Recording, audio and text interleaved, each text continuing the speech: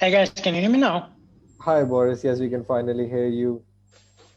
The problem is that now I cannot hear you. Just 1 second. Okay, now I think it should be good. Yes, it is good, but we can't see you as yet. Yeah, it's Okay, fair perfect enough. now. So finally, Okay, we are starting. Thank you, everybody. Thank you, Boris, for joining. The idea of this webinar is to first start the series of webinars that we're going to do on investor education. So when we talk about investor education, there are thousands of issues that we can talk about, whether it's risk management, whether it's your personal discipline, whether it's your trading strategy, whether it's your age, whether it's your financial needs.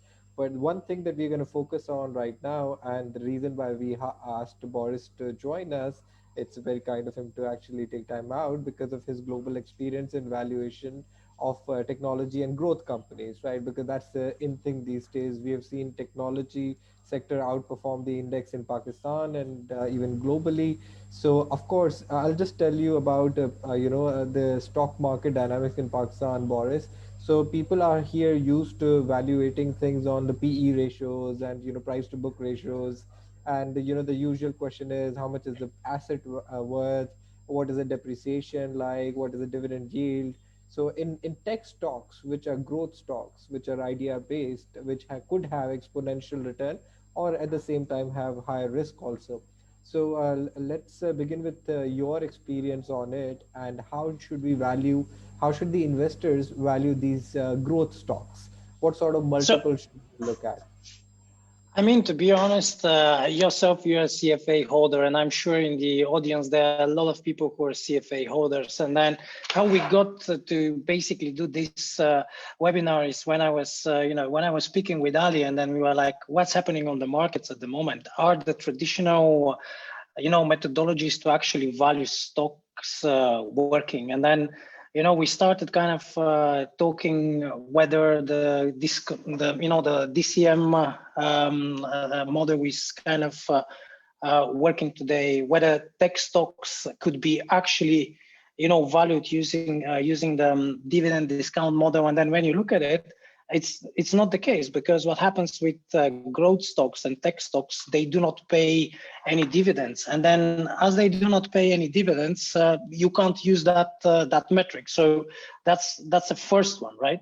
So this is an indication that we kind of we kind of need to take into account when we value this type of high growth stocks. Then when you look at discounted cash flow models, many of the tech companies that are really innovating and that are doing groundbreaking stuff, even companies like Tesla, they're doing groundbreaking stuff, and it's fairly interesting, but what they do. But then these guys, they, until very, very recently, they didn't really have proper cash flows, so we couldn't value them using that model. Then what we came into with Ali was the fact that perhaps as these two methodologies are not working, because these kind of companies are different, we should look for something else. And then this something else that I think people can kind of look at is maybe some of the comparable companies, right? So once you're kind of looking at one company that grows really fast and is doing groundbreaking, innovating stuff, perhaps you need to kind of use some sort of a relative analysis in order to understand how the sector is behaving, what is the valuation for the overall sector, and then put that into the context of the company that you're looking at. For example, I mean, I'll give you one very simple example, right? So if we go and then we look at Zoom. So Zoom, it's obviously software company that has kind of absolutely exploded since COVID happened at the end of March last year, right? But then if we look at the revenues of Zoom, for example, pre-COVID times, it was about $300 million or $600 million in 2020. That's after COVID, right? And then if we look at, for example, the ratios that this company is having, it just doesn't make any sense, right? Because if you look at PE or something, or earnings per share, they were just not there. yet this company has overperformed. And then even today, as you can see very clearly, how many of us in this session? I believe we're more than 40 people, right? So we're using that software. Clearly, I think that you guys must be a paying customer for that service so that we can use it in that way, right? So fairly interesting business model. And in terms of evaluating companies like that, so what we can look at other than comparative companies, I believe that what we can look at is essentially the prospects of that company. So what does the market expect? What are the earnings estimates? What does the future represent for this company? For example, if we know, or if we back forward to last year, March 2020, if we know that the market, that people are going to start communicating virtually on a daily basis, that work is going to be work from home for many, including myself. I'm working from home at the moment, right? So we'll be in a position to kind of value this sort of company in a fairly different manner, because we're looking at the prospects, we're looking at what the future is going to be like. So this is a very different thing than going and doing a dividend discount model or doing a traditional DCF model. I mean, I don't know, Asif, yourself, you are a very seasoned investment professional, and then, I mean, you have covered companies in Pakistan and not only.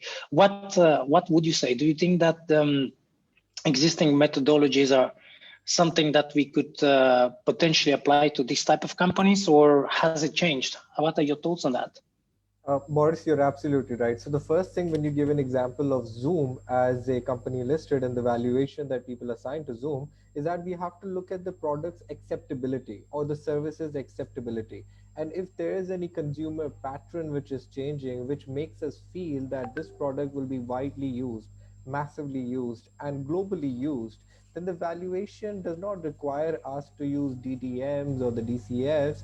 Then I feel that the valuation that when we start, the first thing that we look at is the price to sales ratio and how is the top line growing. So a focus these days now is not usually on the bottom line, it's beginning with the top line. So for instance, if Zoom is being used by 100,000 people 2 years ago, and if we know that this is going to explode, there's an S-curve phenomena that we have seen in selective stocks, in the products, in the services of they are offering. So in that case, I think we cannot begin with assuming that the revenues will grow by 15% or 10%. We have to extrapolate, and I think a lot falls on what essentially are we betting on. So if we talk about the S-curve or the hockey stick over here, the valuations can be as high as we can put the assumptions on. So for instance, if people start feeling that today the product is being used by 100,000 people, but in 5 years time, the product will be used by 1 million people. So naturally, we're going to assign the end point the fair value and then discount it back. So that's my first hypothesis to start with. What do you think about that? I mean, I wish I could disagree in order to make the discussion more interesting, but sadly enough, I cannot. That's it's actually factual what you're saying, and it's a very right hypothesis, right? And then going back to the specific example of Zoom. So one thing that is actually quite interesting. Let me just do a screen share, right? So you probably see my screen right now, right? You should be seeing my screen. Is it the case? Yes, we can. Okay, fair enough.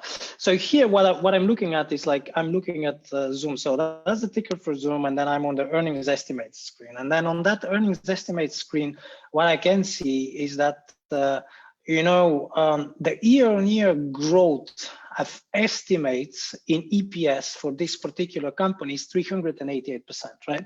I can also see that the estimates for the revenue of this company, they have gone up to almost $1 billion, 906 million, and then it has grown 176%, right?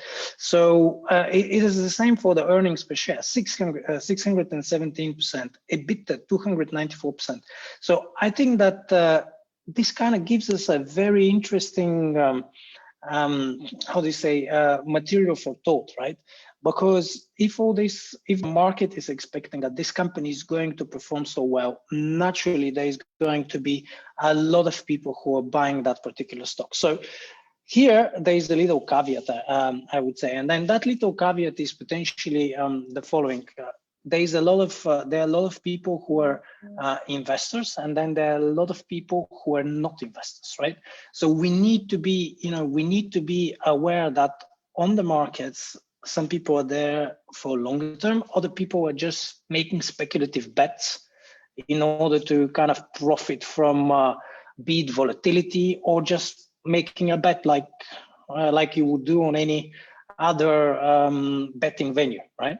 So we need to be, as investors, very kind of mindful of what is going on, right? And then of what are the type of people investing on in this particular security or in that particular security. When it comes to your local market, I mean, what is your gut feeling? What are the type of investors that you see? My understanding is that you are kind of having people who are sticking for the long term. Is that the case?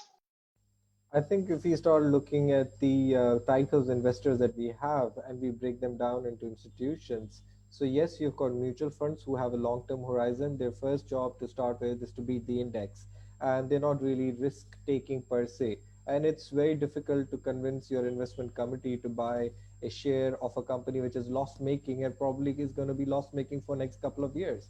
So that's the first class of investor. Then there's a new growing class of investors, of retail investors, because now account opening is very digital, and the smartphone accessibility is there, and the industry is very regulated right now, and people who are sitting hundreds of kilometers away can open an account with a click of a button.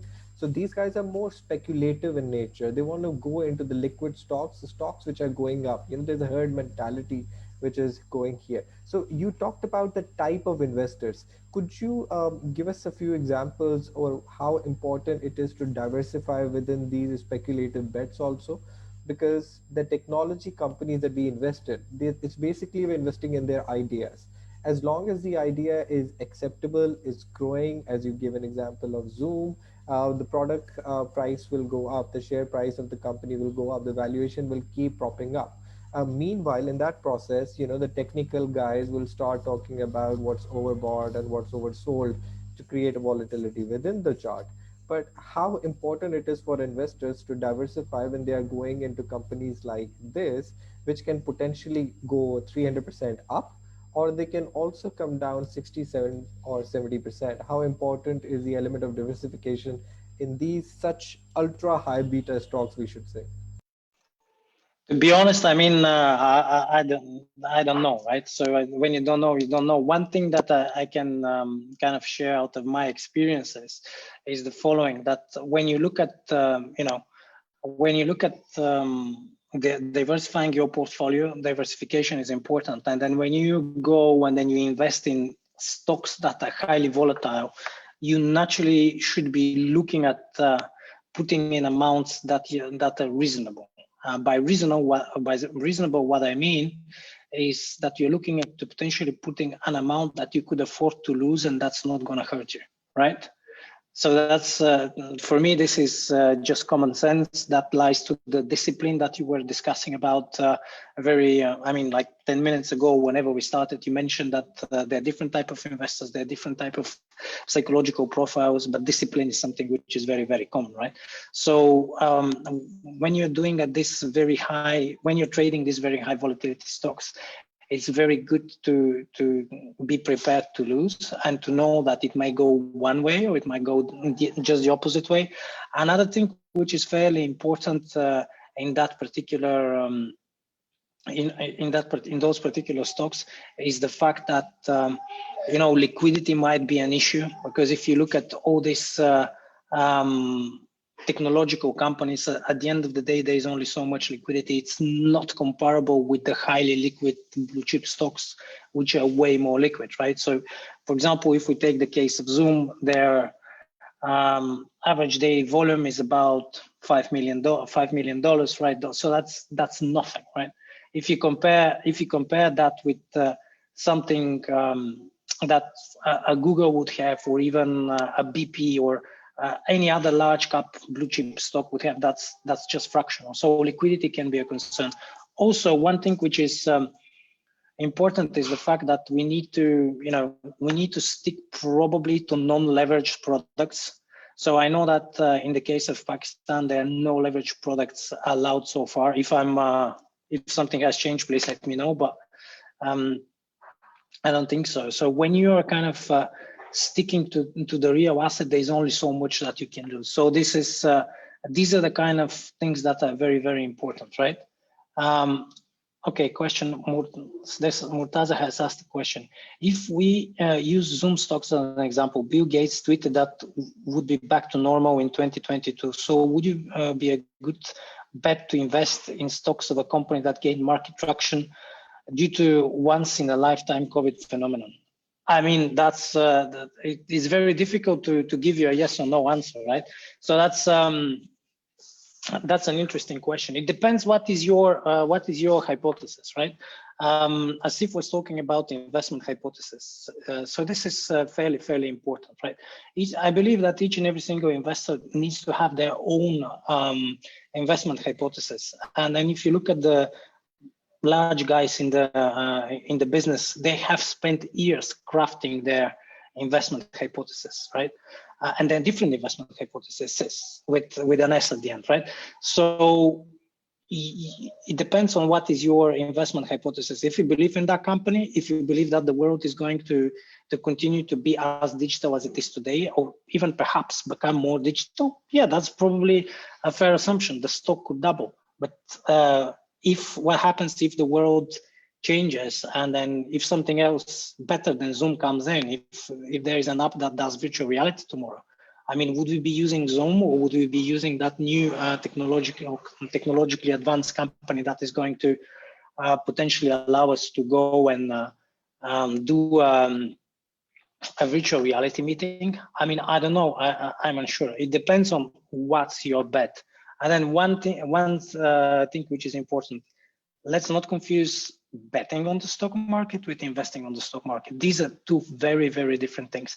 And one of the advantages out of my understanding about the stock market in Pakistan is the fact that it's still very traditional in a way. So yes, there is volatility. Yes, it goes up and down, but it does, perhaps it's a little less volatile than the other stock markets. And perhaps there's a significant amount of institutional players, be it the local institutions that are there and that are going to be there, be it the government institutions that are going to that are there and that are going to be there, and be it some of the large EM funds that are there and that are going to stay there until if the regulation stays as it is. So you guys might be lucky to kind of look at your own market. That's what I would say. I don't know, Asif, what are your observations? Absolutely. To start with, I think when we are investing into a stock, also we are essentially taking a bet on the prospects of the company, the profitability of the company, and acceptability of that product, right?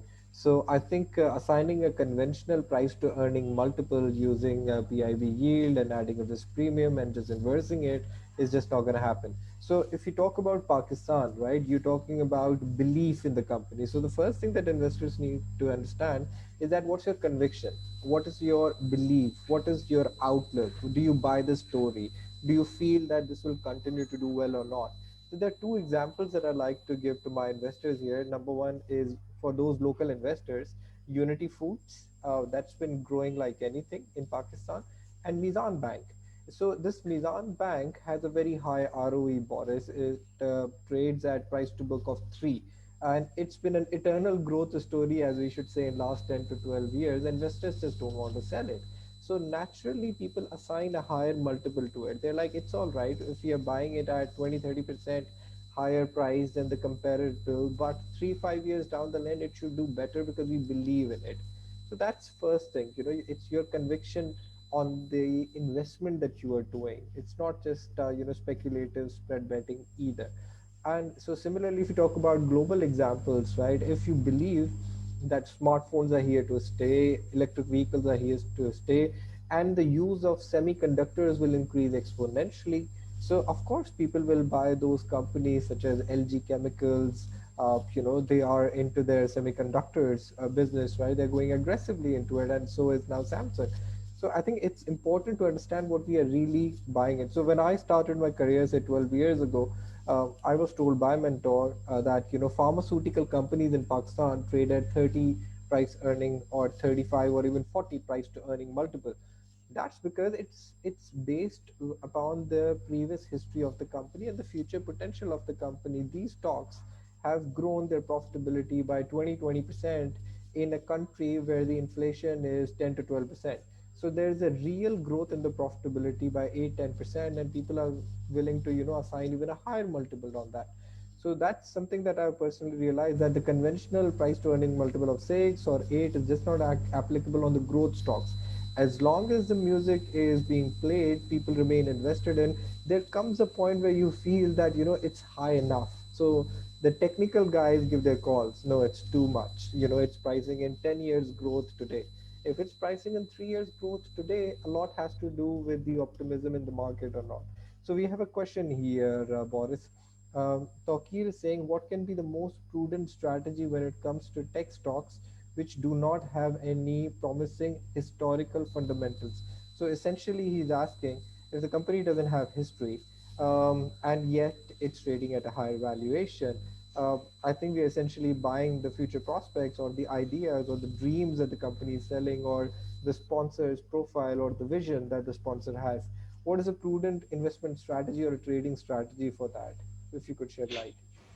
I mean, I would kind of continue the point that you were making, and it's you have to really look at the prospects, and then you have to really listen to the music. So that was a very good uh, comparison, I guess, when you say that you have to listen to the music. Yes, you have to listen to the music of the market and then understand what's going on. You need to understand what's happening. You need to understand, are people willing to kind of pay more than what it is today? Are you going to be able to get out? It depends also whether you are looking to really invest in the company, and then if you're like a strategic investor. For example, let's go back to 1998. You go and you buy an Amazon stock, and yes, the world is going to go online. These guys are selling books. There will be no bookshops in 15 years. I want to stick to that. And then whatever happens, you just keep buying that stock. So that's one strategy. Another strategy is like, okay, I buy this particular stock. I keep it for a month or two, for a day or 5.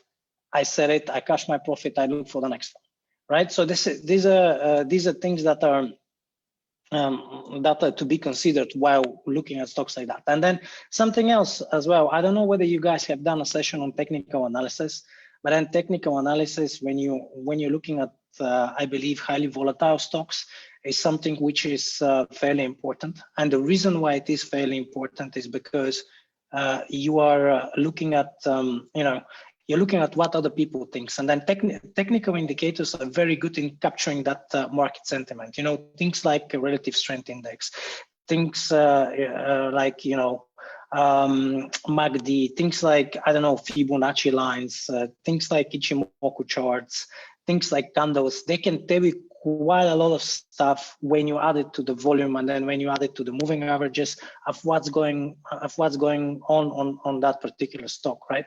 So this is something which is super important. Look at the technical indicators, because going back to Asif's point that when a market gets a bit tired and gets a bit overpriced, all these technical indicators are usually in the red, and then there are sell indicator. In that case, when the RSI is overbought, when your MACDs are overbought, when your candles are telling you the same thing, you're probably looking to kind of offload a bit and then change your strategy. Same when there is another exacerbation, right? If you remember in the early COVID days, what happened at some point is that oil was trading negative. How oil could be negative? I mean, that's another example. How oil could be negative. I mean, it cannot. It's just like, okay, people are paying to store their oil, but can that situation continue for how long? I mean, so you have to be reasonable, I guess. Question number two. Do you think that the world has suffered enough during COVID to realize that health is way more important than entertainment, sports, music, etc.? If the answer is yes, then would it be good to better invest in stocks in companies operating in the entertainment sector? So that's a very good question, I think, Taza. Thank you very much. So first and foremost, they will always be entertainment, right? The reason why I'm saying that they will always be entertainment is simple. You know, be it your Netflix, be it your whatever local competitor of Netflix you're gonna have, be it your virtual cinema, be it your virtual reality. That many people are talking now about virtual reality, and then there are all sorts of startups in the VR space in the moment or at the moment. Also, if you look at all the other stuff that is entertaining you, be it like drinks, foods and beverages, etc. So that I think that this is always going to be there. Perhaps it's going to be in a different form. Yeah, if there is COVID, yes, clearly airline stocks, they're not going to do very well. But then at the same time, if you are sitting at home, probably Netflix is going to do well. Probably I don't know, all the companies that are selling stuff to allow you to have a party at home are going to do well, right? So it really depends on what you mean by entertainment. Sports, so you have traditional sports, but then you have esports, right? So once again, you have to be very careful with excluding a sector. I mean, I believe question for Asif. To what extent the recent spike in crypto trading is affecting the stock market trend currently and in the future? All right, sir, over to you. Yeah, that's a tricky one. I don't think Pakistan as a whole or investor class in Pakistan as a whole are that familiarized with the crypto trading, number one, because there's a lot of volatility over there. Yes, there is a class of sophisticated investor which is spraying and praying and just adding a few $1,000s, a few $100s money of their personal wealth into crypto trading just for the heck of it, for the experience of it, because everybody wants to catch the rising tide. But as far as that's implication in on Pakistan stock market is concerned, I don't think it's very significant. What matters for Pakistani investors the most is the interest rates. So if in Pakistan the interest rates go back to 12-13%, suddenly you will see withdrawal of funds from the institutional and the retail side, and the optimism will fade away. So I don't really think that spike in crypto trading is affecting stock market valuation per se, but yes, it's setting a very high benchmark. So if I talk to an investor who has invested in cryptocurrencies and that has gone up 5x and 10x, so the first question he asked me is that suggest me a stock that can go 10x in a year or 6 months time. That doesn't happen in Pakistan or anywhere for that matter, right? So we say कि उसकी आदतें खराब हो गई, is got spoiled by investing into crypto. But I think there was another question by a gentleman कि how to diversify, what's a prudent strategy. I think it all comes to your belief.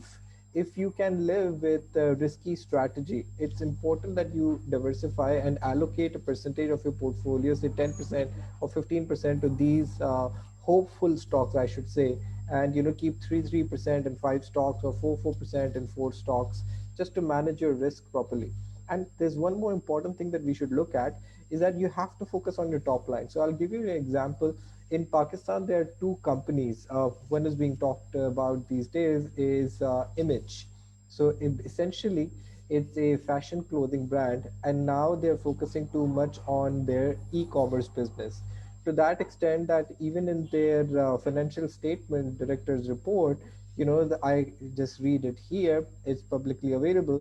It says that as reported in the director's report of the last annual report regarding increase in sales volume by 100%, we are confident to achieve even a growth of 150% in sales. And they are focusing on robust change in the consumer preferences to purchase it online. So they're saying for Image, our online operations continue to trade as robust and customers continue to purchase products. So that's, you see, one aspect of exposure that people have.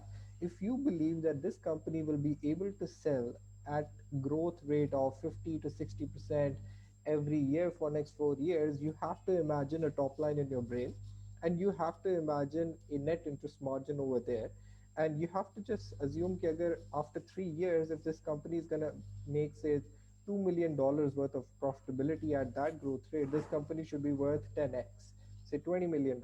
That's one rule. Or, secondly, you have to believe whether this product is going to be successful or not. So suppose there's another company in Pakistan which is listed. It's an e-commerce business. It's an entertainment business, Hum Mart, but has a website. Hum TV has a website called Hum Mart. So you can buy groceries online, and we saw that trend in the past. But you still have to take a bet whether this company will be able to compete with the competitors. What is the pricing? Is the user interface good? How relevant is the idea of e-groceries these days, because it's a global phenomena, and whether it will be successful or not. But what it's important is your ability to manage your risk and exposure. I think that's very important. So we have a second question here. Let's just take that quickly from you. um, how much reliance to be placed on the news of social media from the key management personnel? Recent example of Elon Musk. What strategy the investors can opt in response? That's for you, Boris. That's like you're throwing me the hot potato, right? Thank you. I appreciate. Listen, I mean, it really depends where is the key personnel from, and then what are the rules um, of the exchange, right? Because different exchanges, they have different rules about the key personnel and then about management. So there will be a very big difference in the rules and regulations in the United States, in the United Kingdom, and then in other kind of more developing countries. So that's one. First, look where the company is from. Second, I mean, it's very difficult to, in my view, it's very difficult to understand what a brilliant individual like Mr. Musk has got to say in 160 characters. Sometimes for me, it's very difficult to understand. And then it is true that because of the fact that there is very little volume on some stocks, the retail crowd can go and then they can go up or down very quickly because of this new sentiment. However, I'm not entirely sure how reliable those type of indications are to trade on. If you understand about the company, if you understand what are their fundamentals, if you have an investment hypothesis, if you know what are they striving for, going back to Image, for example, in Pakistan. So for example, if you have the CEO of Image in Pakistan that says, okay, we are on track to achieve our target this year. Well, once you have read the report, once you understand about their business, once you know that they're doing something innovative in a growing space, yeah, perhaps it's interesting to listen to that and then to incorporate it, right? So that's one. At the other end, if there is another company that you don't know about, and then you have been screening on Twitter, and then, oh, this company is going to do that, that's, for me, that's a bet. That's not a logical decision. That's not a logical decision. And then, in my view, people who are doing logical, disciplined, strategic decisions, these are the ones who are very successful, first in life, and then second in finance, and then third in trading, obviously. Another question for Asif: what measures have been taken by PSX to attract large players of Pakistan economy, i.e. undocumented investors? And how successful has PSX been in implementing these measures to attract more and more undocumented investors? I think the first and foremost measure that the regulator has taken to support retail investors at large is digital onboarding. That changes the equation for everybody. So if someone who is sitting miles away in a different city, in a village, and you have access to internet and smartphone, they are now eligible to invest anywhere in the stock market, right? So that gives them an opportunity to invest directly. Otherwise, in the past, they used to come to cosmopolitan cities, sign a form and do their biometrics. That hassle is entirely gone. Number one. Number two, there's a lot of transparency now in Pakistan Stock Exchange, right? So previously, 10 years ago, if the company were to publish their financial statements, it would come first to the stock market and then get distributed to the mutual funds, etc. Or we have to wait for it to come on their websites. But right now, it's very instantaneous, it's prompt, it's at exactly at the same time on their website. So if you are sitting somewhere else and I'm sitting somewhere else, we all have access to the information at the same time. Similarly, the regulator has been proactively asking the listed companies if there is any sharp movement in the stock prices, if there is something that they should inform the minority shareholders. So, that's a check from the regulator side that's keeping the companies on toes to announce anything major that can affect the stock prices. Thirdly, I think if there is any material change in the business, so what is a material change? Material change is something that can affect your profitability up or down in either way. The companies are expected to, report it back to the stock market so that all the investors are able to do that. And talking about undocumented investors, right? So now, because of the digitalization, your dividend warrants, previously they used to be physical warrants that you had to go to the bank and deposit your dividends in order to claim that. But right now it's very centralized, so all the money comes straight in your bank account straight away. So I think the potential is definitely there. Our UINs, our unique individual number of investors, are hardly 200 to 300,000 people in a population of 200 million. So the work is going on there. But as a matter of fact, it's going to take snowballing effect. It's a long-term process. It takes years to build trust. And unfortunately, in Pakistan, when we have a market going up too fast, it crashes as well because we have seen balance of payment crisis. So that's that. Now, a new question: how to tackle the GameStop phenomena from both retail and institutional perspective? Boris, your take. I think that we can't, and it's very simple because that kind of goes to the previous points that we have been making. First and foremost, you have people are using Reddit, and then because of the fact that each and every single person around the world probably already has got a smartphone. If not, I'm sure that the number of smartphones is higher than the number of people. So there will be people who are going to be using Reddit. There will be people who are going to be reading these types of forums, and there will be people taking actions based on those type of forums. So this is, something that we cannot prevent unless there is a regulation. But then if there is a regulation to tackle that sort of stuff, the market is going to become too regulated, and then it's not going to become attractive to retail investors. And then that's a whole new cycle, because if there are no retail investors, there's going to be no retail brokers. And if there is no retail brokers, there's going to be, no volume, and there's going to be no jobs, and then the government cares about it. So it's interesting, right? It is very, very interesting. So that's one way to kind of tackle that. From institutional perspective, I think that there are far more regulations that are very well defined, and then depending on the geography. In this particular case, the US, I believe that their regulator is very competent and then has said very well what can be done and what cannot be done by institutional investors. So you have different types of institutional investors, right? You've got your traditional long-only mutual funds, then you're going to be having your kind of less regulated hedge fund structures that are permitted to do much, much more with their investors' money than the others. So for these guys, I think that perhaps another layer of regulation could stop that phenomenon. But then, if you look at it from a larger perspective, yes, things like that happen, and then things like that will be happening, because in capitalism you always have bubble and bust cycles, right?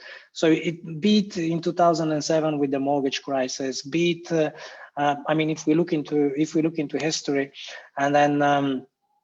We see what has happened on the Black Monday in 1987, or what happened in the dot-com bubble, or what even happened during COVID when the markets crashed. So these things will always be happening. Investors, they do not have rational behavior. In many cases, they behave irrationally. And then, Dow Jones was actually named after a guy who was called Mr. Dow. And then Mr. Dow, he came up with his Dow theory, which is the backbone of fundamental analysis. And then that particular theory kind of explains why markets are going to kind of excessive levels. And then one of those explanations are just the feelings of investors. And then there are two very strong feelings. One is greed, and then the other one is fear. So naturally, if you go, if there is an exacerbation of the price, people are just greedy because they want to make money. I mean, I don't know, probably many people in this audience have invested in stocks, and then they have made 10% return. And then when you have made 10% return, naturally you want 20. And then once you have done 20, you want 40. And then once you want 40, you want 60. And then you keep putting and you keep putting. And then because of that psychological element in investing, that there is this type of strong volatility that happens on the markets, and then this is why markets are not very rational. Right, another question for myself. Can you kindly name a few but most important common reasons for failed stock investments ever since the stock market have been operating around the world? Oh, I mean, there's so many, man. If you think about it, there's so many companies that have disappeared and that have gone terribly wrong. So one of the big names is actually a hedge fund. There's actually a hedge fund that used to be in the US and then in Switzerland and Europe. I don't know whether you have heard about Bernie Madoff, but Bernie Madoff was essentially collecting people's money, and then it was like a pyramid scheme, and then he never did anything, right? So that's one. If you have heard about Enron, obviously that was a very large US corporate that in the early 2000s disappeared because they had been having fraudulent accounts. Even if you look at the current scandal that is happening in Credit Suisse, I mean, I don't know whether you've noticed, but Credit Suisse is one of the largest private banks in the world. They have got a global footprint. Their branding is extraordinary. There are many high caliber professionals who work for them from all across the globe. Yet we have seen that at very, very high level, at board level, there have been people who have not taken the best decisions for that particular institution. So I mean, this could be failed stock investments. So when you look at stock investments, I think that first you have to look at the numbers. You have to apply a bit of fundamental analysis. Second, you have to look at the management. I mean, are these people trustworthy? Are they on a mission? And I think that this is one of the reasons why Tesla is doing particularly well. There's so many people who particularly believe, believe that Elon Musk is on a mission. He's the guy that goes to Mars. He's the guy that is building Hyperloop. He's the guy who invents the future, essentially. So this is one of the reasons why I partly believe Tesla has been performing so well, because people like him, and then there are many people who like him. And then this is not a fundamental behavior. This is people like the management, right? That's another way to look at companies. Then also, if you look at what else you should add perhaps to your analysis, you have to look at the technicals. And then you have to be kind of very aware of what's happening around the world, right? If there is a global regulation about clean vehicles, going back to the Tesla example, you're looking at you're looking at the regulators pressing for that. So probably the prospects for this company are very good. IPOs are mostly considered risky. What can be the strategy key points to consider before jumping into an IPO? That's an interesting one. I believe that as if you should probably explain a bit on how the kind of funding works with VCs and then Series A and Series B and Series C and so on and so forth, so that we can understand what an IPO is today as opposed to what it used to be before. Absolutely, I will get there. But before we get there, I think you raised a very valid point when you're talking about Elon Musk. I think Elon Musk, it has become it's become a phenomena. It's like when you are looking into the future and you are buying the vision of someone and who's able to do that. So, for instance, solar costs have really come down right now, right? And even right now, the research and technology has been focusing to reduce it further from where it is right now by 50-60%. And in contrast, in Pakistan, I can say less than 1% of the households have solar panels despite the availability of sun. And given the fact that the battery costs are plummeting and the storage has become very affordable, so in energy essentially will be mobile and a tradable commodity of 5 years down the lane, even in Pakistan.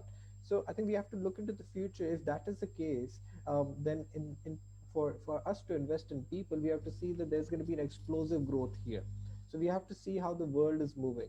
Similarly, I know a lot of entrepreneurs in Pakistan who used to have their workshops and showrooms and their shops, of selling tiles and interior designing. Now they've got virtual showrooms. So essentially, people are using VR and augmented reality just to see what can be seen in a four-dimensional picture, right? So essentially, if you had to do a sale right now, people would in the past go to the shop and see, try to touch the product, but now you can go into the product straight away into the building, explore everything, and you can cherry pick whatever you like. So it's about seeing into the future. Okay, how are the consumers pattern changing and how to capitalize on that. So for instance, we're talking about Elon Musk and his ability to habitate people or transport people to Mars. And 20-30 years down the lane, if the richest of the richest are able to travel and stay over there in a refined environment, so of course they will have to have currency over there, right? So that's where the advent of digital currency has come. So of course you're not going to carry dollars to Mars, right? You're not going to carry gold bars to Mars, right? You're going to transport your wealth from Earth to Mars by a click of a button. There has to be connectivity, there has to be a purpose. So essentially, when you invest in ideas. You see, that's the reason why, given the fact that the world is getting polluted and the trend is going against fossil fuels. Even Saudi Arab is now focusing on hydrogen fuel. So essentially, what we have to do, we have to look into the future where the world is going, and we have to take a 5 or 10 year bet. So someone asked a question: how good are the perspectives of PSX in terms of IPO? And there was another one: IPOs are mostly considered risky. What can be the strategy? Key points to consider before jumping into the IPOs. So, before we conclude the question, I'll ask anyone if there's another question, you just type it out so that we can throw it straight to Boris when we conclude. So, you have to see what the intent of the management is. If the management is coming for an IPO to exit or milk the cow, that means the management feels that the valuations have matured. That's why they are giving you a stake. In Pakistan, we have seen that. Number two, if the management is seriously short of funds and they're not going to raise capital from debt, and in that case, they're raising equity investors, which I doubt they would be doing, then you have to be partnering with the company because you feel that the company will use your funds for further expansion. But then you have to question yourself and the management that if they can raise the capital through debt, if they have the balance sheet to borrow at 8% or 9% or 10%, then why are they going for an IPO? You always have to have a skeptical approach to the IPO. What is there for me? Why should I do it right now? And the problem with IPOs is in a liquidity gushed market like today, we had an IPO that's fully subscribed at even 40% at the strike price, which was initially introduced, right? So when you're buying something already at a 40% premium of the floor price, there's no capital return for you to I capitalize mean, on. can I jump on that one because I believe it's particularly interesting, right? So if you look at Airbnb, for example, obviously this is not a Pakistani company, but it is, I think it's something which is widely known, right? So this was a very big IPO. It went very quickly. People bought, and then VCs they made quite a bit of money on when they floated the company. And then if you look at it, like the first month, it was just very much in the red, and then the stock, in fact, traded for a couple of months below the IPO, and even right now, it's still, it depends when you get executed, because the IPO was like at 140, 160, and then today it's 170, 12 months down the line, right? Or not 12, pardon, I beg your pardon, 4 months after that. So it's IPOs, it really, really depends on what is the structure of the company, what's the capital structure, have they been institutional investors before the IPO, because essentially in the VC world, IPO is when they cash their profits, right? So they help a company to build a product or to build a service or to gain market share or whatever the investment thesis is. They help with that part of the business, and their business is to make money from money. And then people in the VC world or in the kind of Series A, pre-VC, etc. They are there to make 7, 10, 12, 15x sometimes, right? So when you get to the IPO stage, there is very, very little left. Yet, if there is a good business, if there is a good investment case, and if it is a good business, you could be very successful in investing in a new company that is going to the public market. But then, as Asif was saying, I think that you have to be skeptical, and then you have to understand the structure, the product, the management, the market, and then build your investment thesis. And then from there, if it makes sense, fair enough. Also, on the IPOs, I think it's very difficult for retail to kind of get on IPOs. I mean, I'm unsure how it is in Pakistan, but then I would imagine that firstly it goes to the institutional investors, and then if something is left, it goes to retail. Pardon me if I'm assuming something wrongly. Asif, is it the case? Sometimes it is the case that we have pre-IPO investors who invest before the IPO and they come to exit also. But most of the times we have seen it's the sponsor selling the stake himself. So essentially, it's pretty easy for the public to participate in the IPOs. The systems are now synchronized, centralized, and now very soon we have electronic IPOs as well. So Boris, let's conclude on that note since we don't have any questions. If I could just recall what we gathered today is that when you're valuing a growth stock, you don't have to give a conventional price to earning or price to book ratio. Number one. Number two, you have to believe in the story. You have to believe that the sales growth is going to be explosive or bottom line is going to be explosive. By explosive, I mean the growth can be anywhere between 40-50% every year. So you don't have to look at the first year earnings or sales. You have to look at 5 to 10 years horizon of sales and the profitability. Number three, as long as the music is being played, you might as well want to enjoy that. And if you really want to trade, you might as well use the technical analysis tools, RSI, MACD, etc., to trade within the band. And whatever you do, always manage your risk properly. Know that the stocks are a risky business. It's not a shortcut to becoming a millionaire, but essentially, they should be part of the portfolio. Growth should be part of your portfolio because the most common problem for investor is a value trap. If you buy something which is cheap but it remains cheap for next 5 to 10 years. Case and example right now is PTCL shares in Pakistan. So 15 years ago, overseas calling was expensive. We didn't have WhatsApp, we didn't have Skype, we didn't have Zoom. So the share price was pretty high, reflecting of the growth. But with the passage of time, things change, industry changed, consumer adapted, and now we are seeing the valuation is 5% of what it was 14, 15 years ago. So any concluding remarks from you, Boris, before we end the show?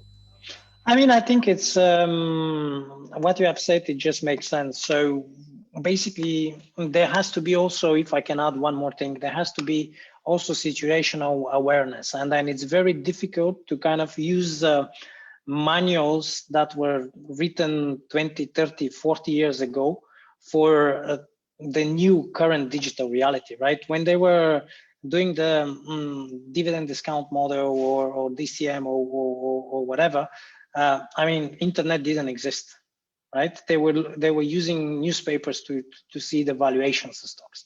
Today we have internet. You've got the website of the PSX. There's so much more information. People are much more informed. So naturally, as things have changed, I think that valuation methodologies are also changing. And then I guess that's it from my side. I would like to basically say also thank you to the guys in KSB for organizing. It's been great talking to you. And then if you don't have any questions, thank you very much. We shall see you very soon again, I guess.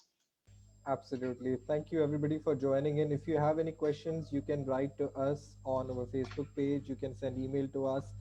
We would like to take those questions in detail when we do the next series of webinar. Essentially, our idea is to educate you so that you make your decisions better and we do not regret taking the wrong decisions. At the end of the day, it's all about your personality trait. It's about your market timing. It's about your risk management. It's about your financial goal, what you really want to do in 3 to 5 years. So please feel free to drop your questions later on Facebook page or send us an email. Thank you for joining in. Everybody have a good evening. Thank you. Take Thank care. you. Bye. Bye bye now. Bye bye.